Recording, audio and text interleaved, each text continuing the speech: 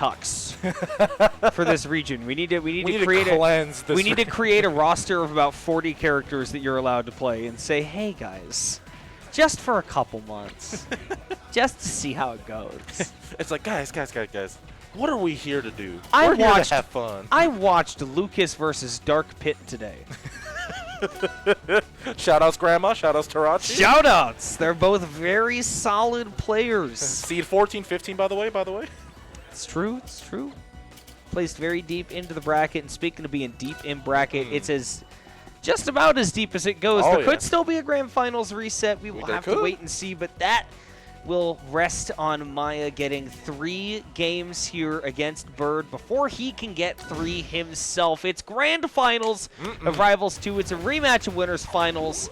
Maya coming from the losers bracket, stopping the impossible run from Uncle Satan. Oh, yeah. In a last game, last stock situation, will now be taking on Bird, who won 3-0 in winners finals and has looked just as solid as you would imagine that implies. Oh, yeah. Also, shout-outs to Uncle Satan. This is one of the very few offline events he's been to, and it's really good to see him because he had some good online results, but again, he's just been too busy to make it out.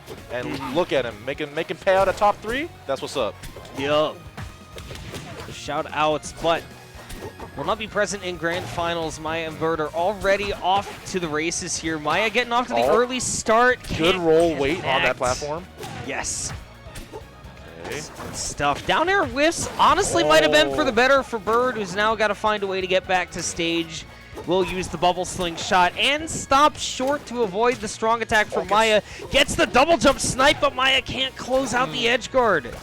I like how Maya immediately went back to the puddle just to play it safe, because we saw in winners finals, we saw a lot of gimps there, and Maya's going to be finally taking the lead, because if I remember winners finals correctly, Bird was in the lead for the majority of that set in general. So this is a nice change of pace for Maya, probably. Definitely good to start it off this way. Puddle on the ground as well to put some more pressure onto Bird, who's having a little bit of trouble adjusting to Maya, who is playing warm. Did just come off of that losers finals victory. Yeah. Oh my God. We're back. Yeah, we're back. Bird got caught in the bubble, and Maya was able to get herself out of there. Bird got the tech chase set up. Up strong is going to be enough to take it, even though Orcane is a whole whale. Is not going to be heavy enough to live that. Forward strong and just with the delayed enough timing to catch Bird off his feet. Maya, good patience. With the one stock lead. Yeah, she really just stood there and went pew. And it's how the Isabel F smash in Ultimate will just kind of catch you off guard a little bit. It's the okay, it's done. The popper. Yeah.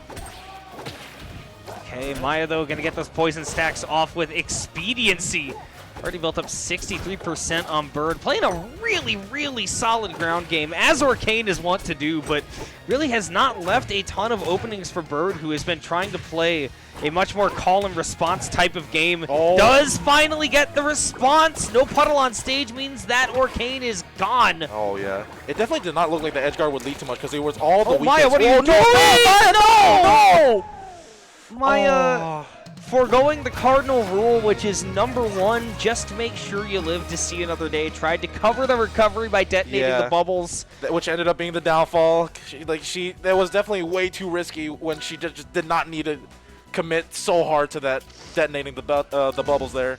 Too low. What looked like a very promising game 1 to give Maya a good start. Instead, suddenly goes to Bird. And look, let me tell you, as somebody who is just in that exact situation 20 minutes ago? Yeah, I would say so. Hard to recover, but Maya is built of stronger stuff than I, so we'll see how for sure. Game number 2 goes on Etherean Forest. Maya once again off to a hot start. Yeah. Like we said, built of strong stuff. Yeah, she just needs to keep it under control. She just needs to lock in and just play a little bit safer, especially when she was up by so much. Definitely looked really solid, but Bird showing off why you got to give him credit for still taking that game 1. We might have seen an SD at 0%, but still showed off exactly what Ranno is capable of and showed it off in exactly this situation. The edge guards are just not able to be gotten around. If you don't have a puddle on stage, Maya, you might be having a tough time because Bird has been excellent out there. Nearly got edge guarded in return, but... for sure. The reverse fair, not quite going to do it. We're going to see, oh, the bubble helping Bird out. The bubble has been helping Bird out a lot today. Oh, yeah. Keeping it just where he needs it to stay safe. And at 150, lives that long until the stock gets taken. But that harder and edge guard does mean we are back at even game. This is about the most even it's been so far in the set. I'm going to see who's going to make the first move here. Looks like might be Maya. The back air. If that second one had gone the second hit, that would have been really bad for Bird there, but looks like we're just back on neutral. Not too bad. Oh, wow. If Maya had been sliding with that, I think that would have been close enough at the very, very edge of the stage, but on Forest, I think that would have just been it. With Ranno at 72, yeah. I don't think he would have been ready for a proper DI either, but this is a second chance at life, and he's getting this combo, but back off stage. Okay, Maya going for the Orca hop, knows that she can retain that puddle, but Bird doing a great job of picking up what comes after, knows he's got plenty of end lag to work with. Forward air not going to quite be enough, and that is where that edge guarding gets negated a little bit. The hard part of the matchup is when Orcane has that opportunity to turn around, use that bubble butt to get back to stage. Oh, yeah. If he's not side being against the stage, it gets a heck of a lot harder for Ranno. I like how Maya's been just recovering higher in general because of the way I think she died in game 1. So she's just playing it safe, which I think is the way to go at this point with how Maya's been playing. Edgeguard, Bird just fished a little too low on that. Yeah, already had the bubble set up way up high to try to give him an opportunity to live something on the stage. Does turn the thing back around right to keep it even, but take that first stock down. That does mean Maya's the one who got to play with a little bit of invincibility going into the last stock and made it count 55% real quick and still has that Froggy in the corner. Oh, but is it Bird's turn now? Is he able to? Oh, he wasn't quite able to commit to the fully roll to the right, and we're back on neutral. That was a weird down air hitbox. Nice tech there by Bird, able to stay right above the stage. One needle does catch Maya. Could have actually changed the pace of the game. I know that people play differently when they've got those poison stacks on them, but nonetheless, we're right back to dead even, and it's suddenly very scary if this Orca can't get feet back on solid ground. Oh, this has all been good DI for Maya so far. Bird has not been able to get it. Oh, but just as I say that, at the really important down throw, wasn't quite able to get the good DI out she's been getting on the earlier hits, and it's going to be the down strong killing on Forest at that %. You have to be so careful because there are so many mix-ups. You have to be careful of the forward air. You have to be careful of Aurora backer. You have to be careful of that down strong especially. But no DI up and away means that Bird is going to be the early bird indeed. Up 2-0, just needs one more to take Maya down. Take this tournament without dropping a game, I believe. I believe so. And looks like Bird's trying to just go home with this really fast start. Or back to the hotel. Oh, hell yeah. As a Vancouver resident and not the one that's close. Oh, yeah, shout out to Bird for coming all the way out here from BC, by the way. Who I imagine we will be seeing this weekend as well, this upcoming weekend at Battle of BC. Absolutely. So you have some of that to look forward to. Somebody else that's commentating right now will also be at Battle of BC, but we can talk about that after this set is over. Right now we got to focus on a BC resident who is currently laying a BC beatdown on this Orcane. 120%. It turns it into the strong to take this into his own hands. The lead is his, and he is just a game away from taking Smash to pieces tonight. Sure, but Maya's not trying to let Bird go off too easy. She's trying to get something here. Listen, you're on Orcane's home stage. There's a damn statue of him in the back, and Orcane will be damned if he does not put up a good fight here on the Merchant Port. And Maya making great use of this horizontal space and that insane Orcane horizontal speed to continue to harry Bird. Even waits for the parry right there, but things can turn so quickly. Oh, this might be a bad... Okay, we're back to neutral here. Okay, getting that puddle on the ground, so important. We've seen the difference it makes, especially when this happens, when you're off stage.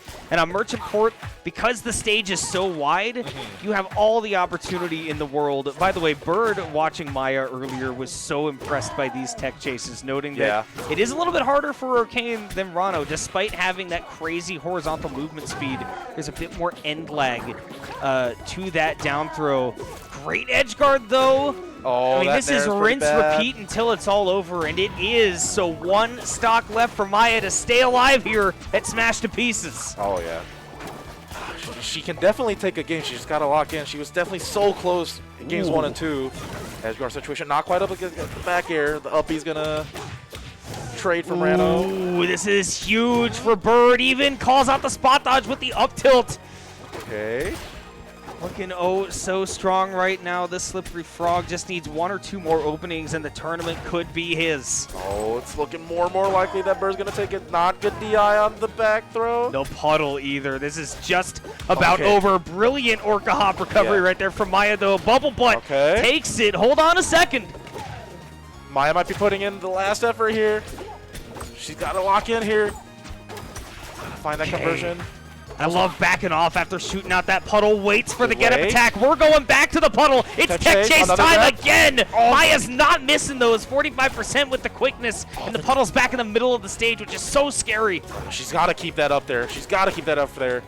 Oh, it's the Maya Classic. Not the best DI. Is she able to capitalize on this edge guard? Oh, not quite able to get the F strong. It was a perfect recovery from Bird, who really needed it. Has reflected the puddle again and then turns it right back around into a forward air. It looked like Maya was closing in on that comeback, but instead it's Bird closing out Rivals 2 at Smash to Pieces number 77, the British Columbia Ranno. This frog is on top. Terrorizing this Washington local here. Not dropping the game. That's really unfortunate. If that game one had gone a little differently, I feel like Maya could have had more momentum from that set. But Bird, getting that game 1, was able to just keep it going. And those conversions were really nice from Bird, but good stuff to Maya as well. Solid. Yeah, Maya super solid 2nd place. Bird taking the victory. Also got to give a shout out again to Uncle Satan in 3rd place. You will be able to see some of these individuals